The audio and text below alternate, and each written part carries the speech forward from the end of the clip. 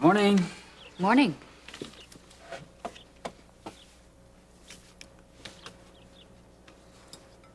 So when you gonna lay it on me? I saw the note, and we're supposed to talk this morning? I take it you know what it's about. Oh, yeah. Well, Vicky. What else? Yes, Vicky. I have to tell you, I'm a little bit disappointed in you, that you didn't call me before inviting a guest over for dinner. Yeah, I figured. Sorry. Well, everything was fine. It's just that it would have been common courtesy to let me know there was going to be somebody else there. Well, yeah. See, I was taking her back to the rehab center, right? And, well, I decided to see if I could take her out. I was going to take her to a restaurant, but then I thought, well, she hasn't had a home-cooked meal in a long time. I didn't think you'd mind. No, that's okay. I can understand that. Still. Still, I should have called. Right. Well, am I forgiven? Yes. Now there's the matter of your grandmother's ring.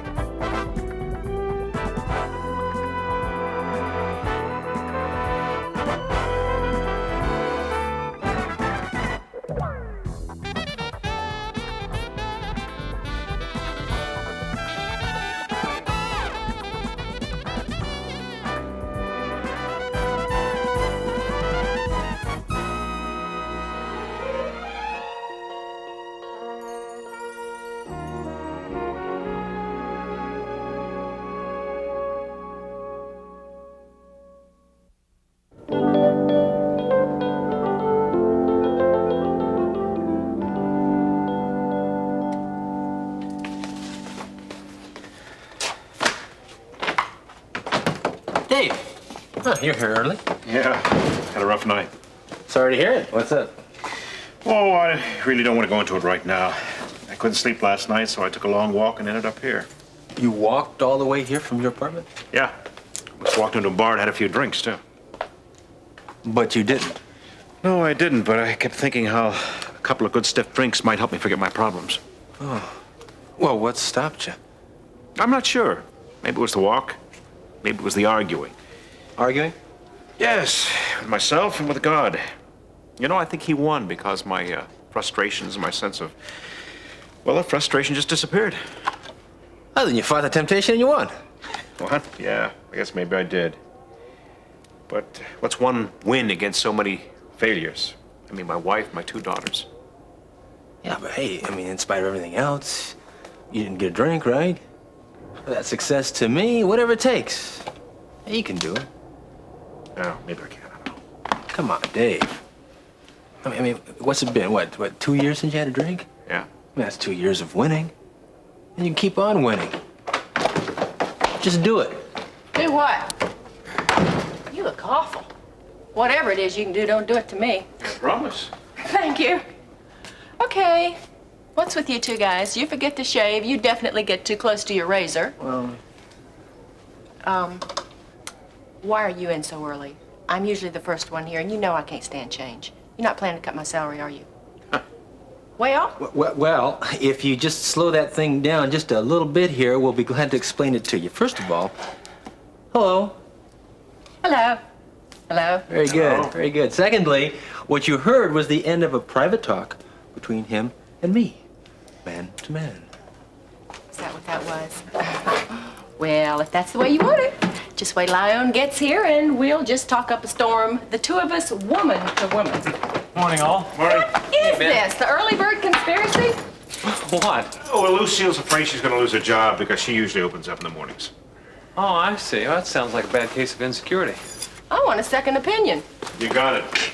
Oh, it's gonna be one of those kind of days. Well, I think I'll just open up for business and then all 3 of you can take it out on the patients instead of me.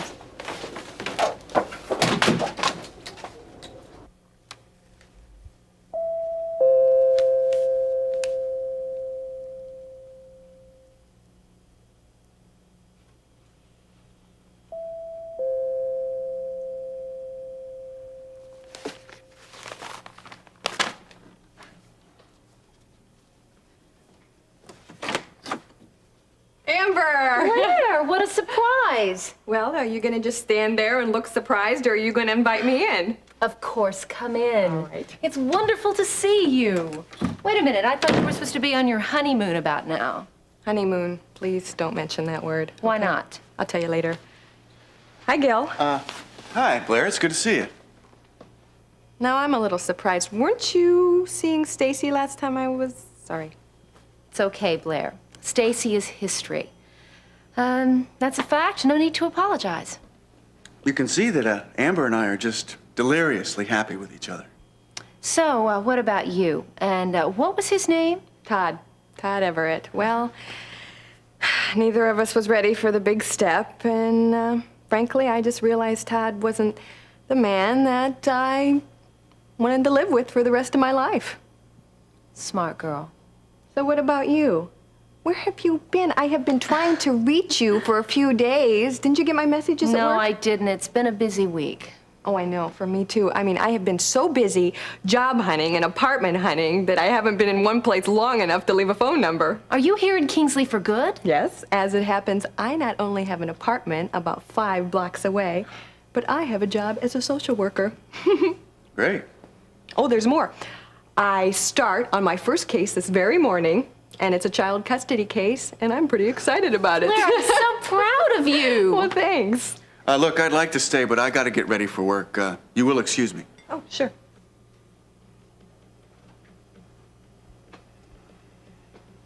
What's been going on with you two?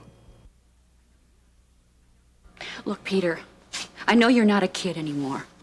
I'm very proud of what you've become. But can I presume to give you some advice? I think I know what you're going to say, but yeah, sure. Go ahead. Okay. My first bit of advice is don't dive headfirst into anything. Go slowly. Feelings can change. It's happened to me. Well, yeah, I know feelings change. Feelings changed between me and Vicky, too. They got more intense. Are you sure about those feelings?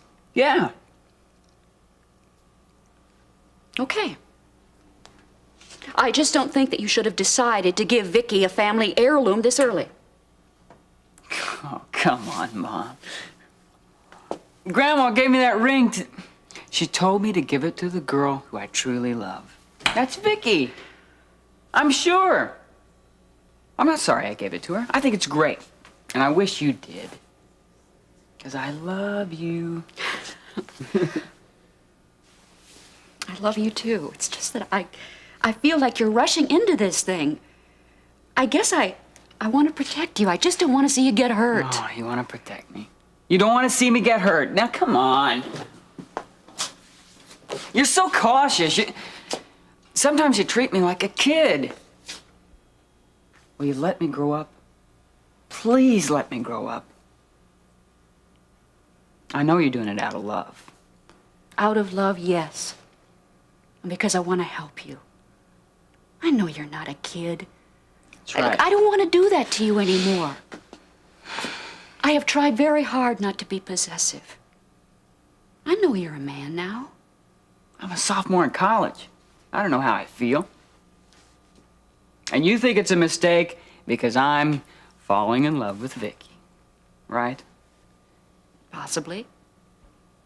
If it's a mistake, I'll come to find out, right?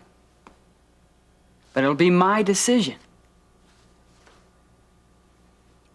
All right, Amber, let's have it. What's with you and Gil? You're relentless, Blair. Okay, sit down. I'll tell you about it.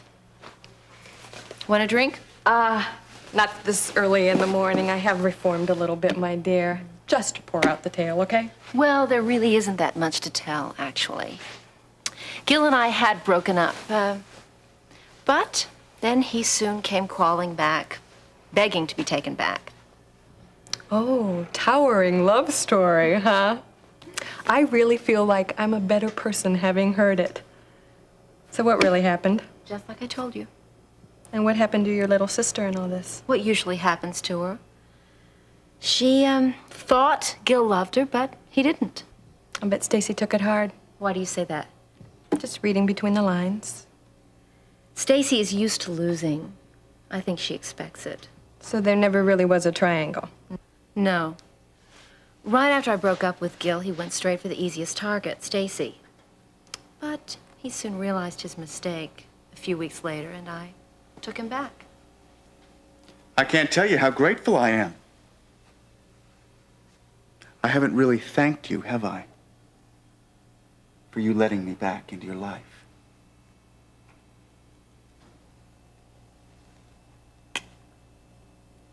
Thanks. What is your problem? We want Blair to know how happy we are together, don't we? Go to work. That's my intention. Bye, Blair. Bye. I'll be back.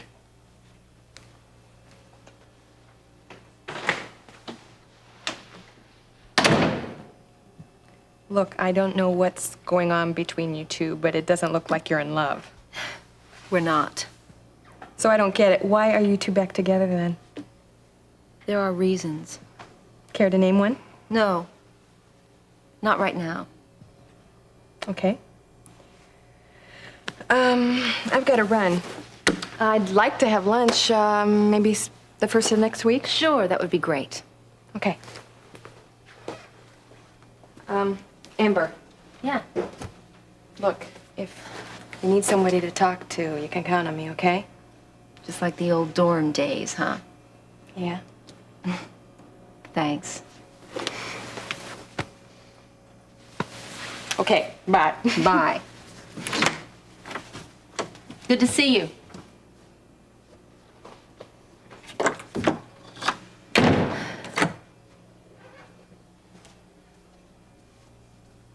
You should know me by now, Gil.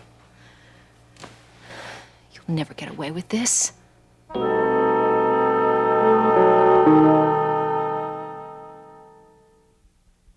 As you know, Mrs. Mason, Judge Sawyer has assigned me to just review the conditions under which your son would be living if custody were awarded to you. Listen, I'm very sorry here. I'm just having a terrible time. I guess I'm a little bit nervous, so I've spilled your coffee here. Well, that's all right. I have a confession to make, okay? Yeah, I'm a little nervous too because this is my first assignment. Oh, really? Well, okay, maybe we can both relax then, huh? That's good. All right. Let's get down to business. Okay. Who lives in this house? Well, there's Ione Redlin, Barbara Farley, my son Eric, and myself. And who takes care of the house? Well, we all pitch in. Of course, the other two women work, so I do quite a bit myself. Who pays toward the upkeep of the house? Mrs. Redlin and Babs, Miss Farley, rather. And my contribution is the house cleaning. What school does Eric attend? He's in School 9, which is located just around the corner. He's already enrolled there. And his teacher's name? Goodman, Miss Goodman. Fine. Well, I plan to visit him later on today. Well, I should warn you that he's not too happy with his school, and also I should let you know that knowing that you were coming here and would want to see him, I took the liberty of taking him out of school for the day. He's upstairs. I see. You say he doesn't like school. Oh, he likes school. It's this particular school. Why is that? Well, he's only had a chance to meet a few of the other children at this point, and it's a whole new environment for him to get used to. But you will certainly see that he is an extremely intelligent young boy. In fact, he's even been able to work on a computer recently, a home computer. Oh, well, that's excellent. Does he have the computer here? No, not exactly. The home computer is over at my father's house. I see.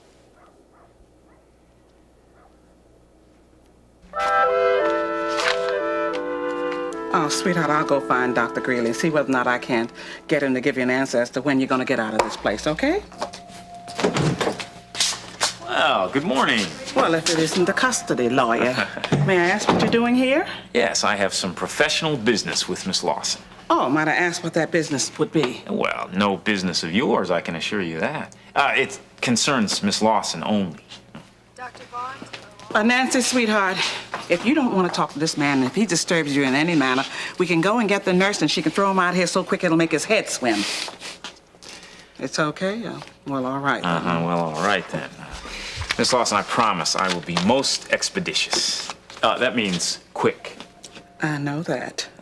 And you'd better be quick because you don't have time for all those big words. I plan to stay here just as long as you do. What are you writing, sweetheart? Allow me. Thanks, but I'll be okay. Okay, Nancy, sweetheart, I'll find Dr. Greeley and I'll be back tomorrow.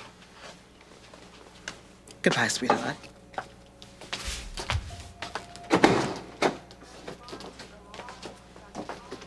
Well, Nancy, may I know the question you want to ask Dr. Greeley?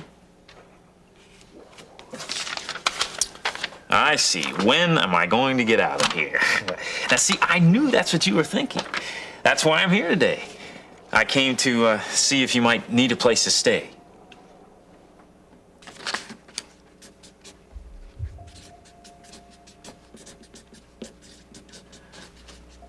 I can stay at Ione's. Well, sure, but look, Nancy, you're going to need professional help.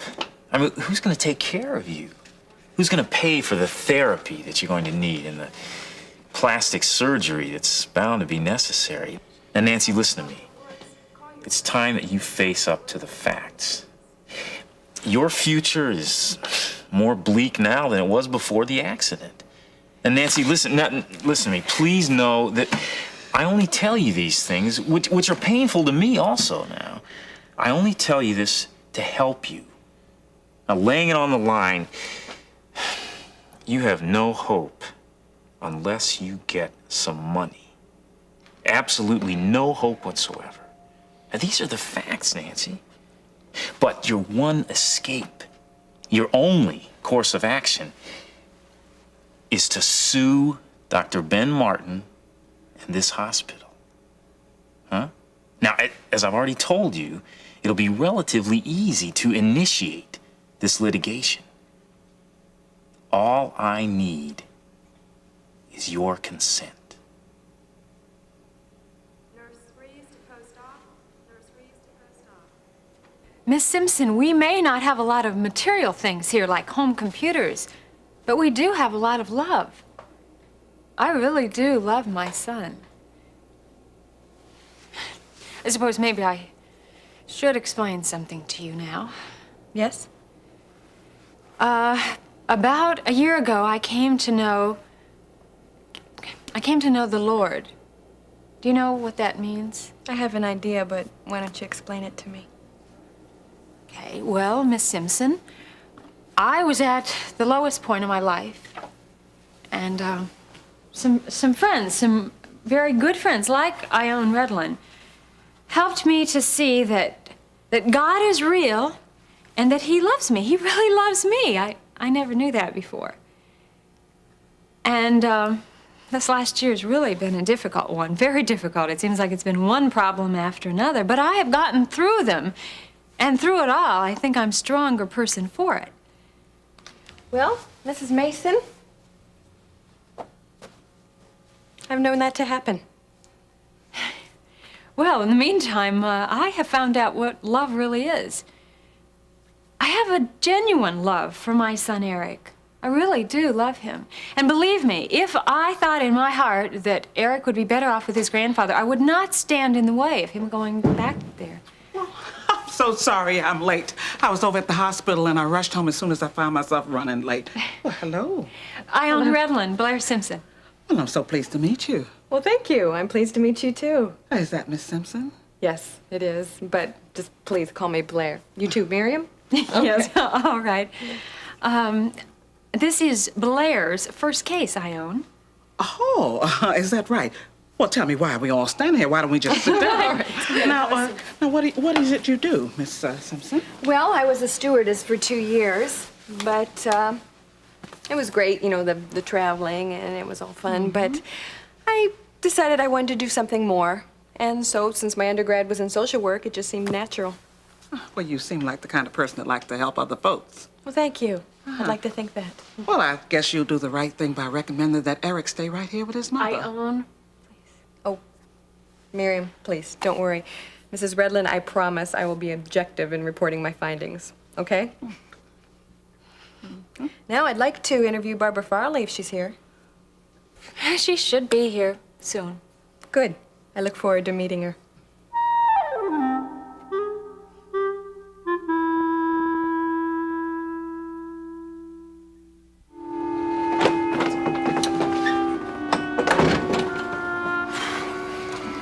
Doug, I have every confidence in you.